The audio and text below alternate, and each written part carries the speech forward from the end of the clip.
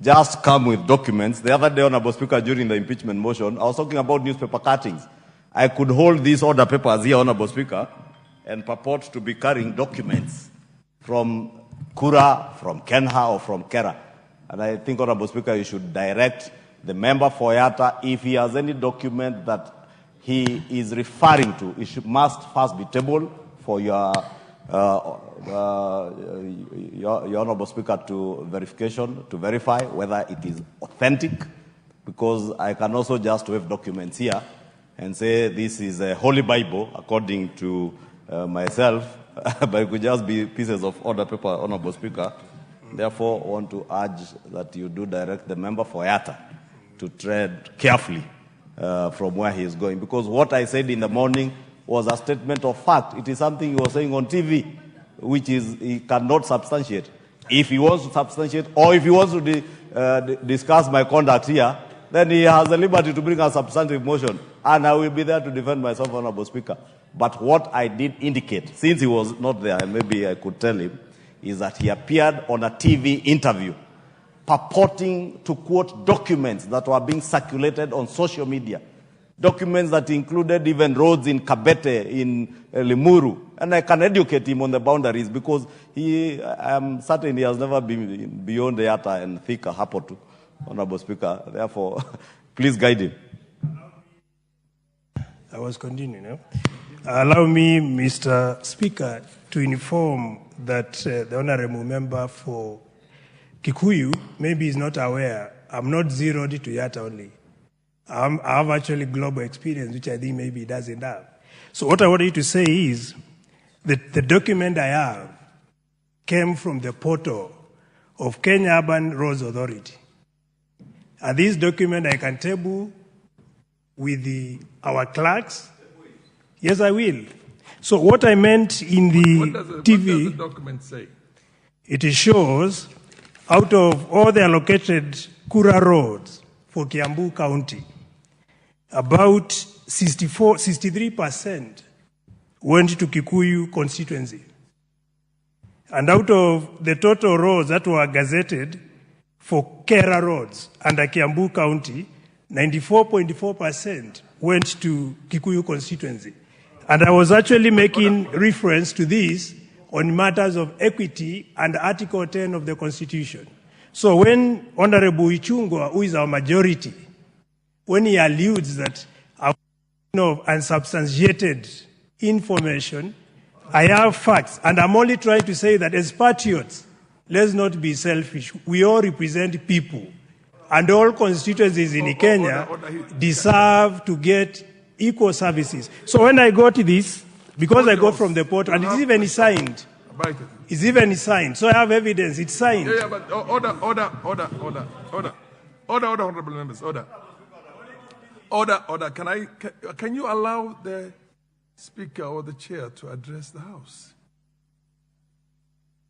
Now, what exactly are you trying to tell the House in terms of what goes where? The government, through its own expenditure, has a right to take development to wherever it wants. So when you say that a certain portion, that percent, are you citing a provision of the Constitution that has been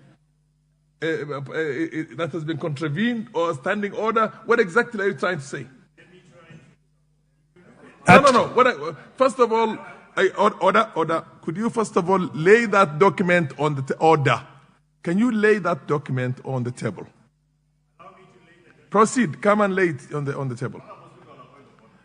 Order, Honorable. Okay, Honorable Kimani Ichungwa, you will have all the time to raise your point of order. Can you allow the Chair to run this place? If you sit back and just listen, you will even be better empowered yourself to interrogate the honorable member that you interrogate. So relax.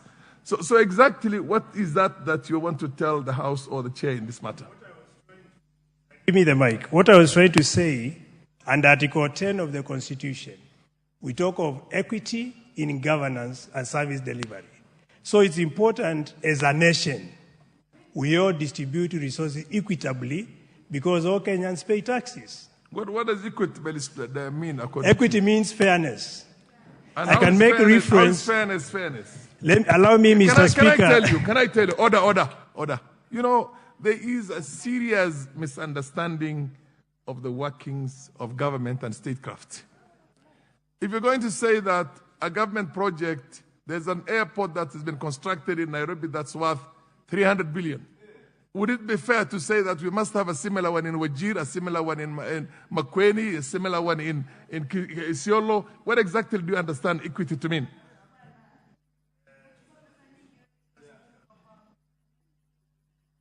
For your information, I don't want to engage in a long debate on a matter. Order, Honorable Ichungwa. Can I just inform you?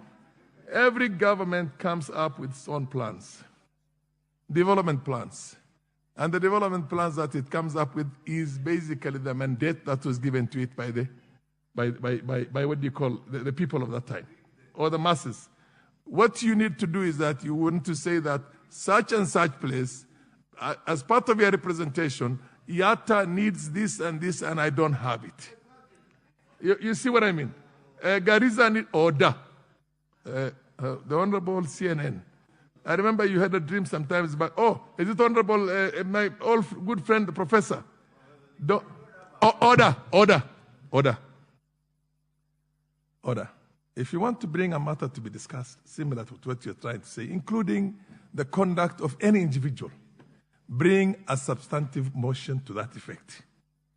It says here, Article 91, I think, it says that a member shall be responsible for the accuracy of any facts which the member alleges to be true and may be required to substantiate.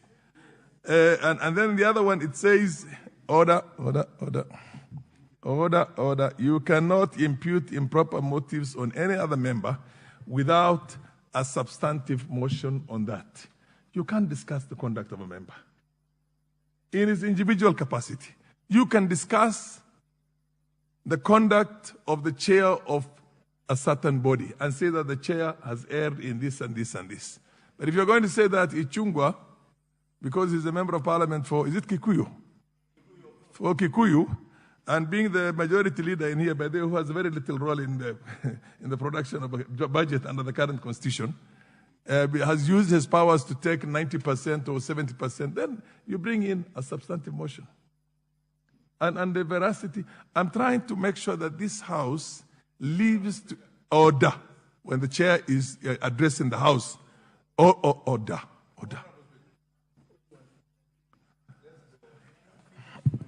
I left this House when there was a serious order. I have come back when some of you want to turn this into something other than an August House. When the chair is addressing, you don't talk, you sit still. Under the circumstances, I don't see how this debate goes into the individual character or conduct of any member. If you want to do that, bring a substantive motion. I am sure I would gladly, if I were the Speaker, approve that, and it will come up for debate. This is a House of Representation. Order. I'll give you an opportunity to say what you have to say, but can I have the document?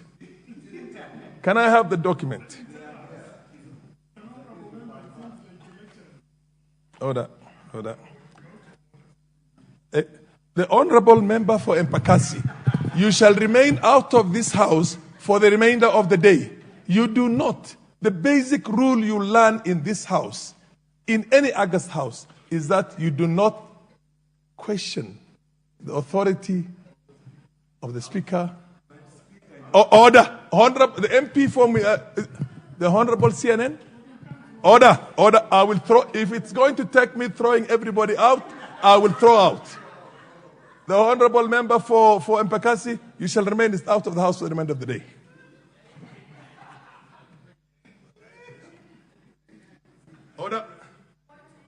Order. You cannot have a point of order while the chair has given a direction and a ruling. The ruling has ordered. The Honorable Member for Mpakasi, are you willing to leave the House? Order. You leave the House. Order. Sergeant at Arms, do your job. Order. You shall remain out of the house for the remainder of the day. You shall remain out of the house for the remainder of the day. You cannot turn this into a fish market. Order.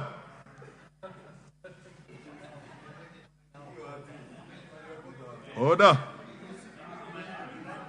My position is, let me tell you one thing. I have been in this house before any of you. And I know how this house should be run. And if it's going to take me throwing everybody out, I will not hesitate to do that. So, I want to see the next person who is going to go out of order, and you'll see what will happen. Now, under the circumstances, you have tabled this document. Have you finished your submission? Okay, proceed. Yeah, thank you. So, in line with the current budget, I've already put emphasis that it's important we observe equity and Article 10 of the Constitution. Another very important cross-cutting issue is gender mainstreaming. Our budget needs to be gender responsive so that it takes interests and the priorities of women and men of this country. Another key issue, Mr. Speaker, that I wanted to put across in regard to our current budget is that we need to commit to implement the budget, because all the time we read very appetizing or enticing budget, but when it comes to implementation, there's always been delays to do with exchequer, where money has been delayed and the project implementation has delayed. So it's important that promptly the exchequer releases money for projects to be implemented within the shortest time possible. So with that, Mr. Speaker, I submit and I support the budget as tabled by Honorable Dende Nyoro. Thank you.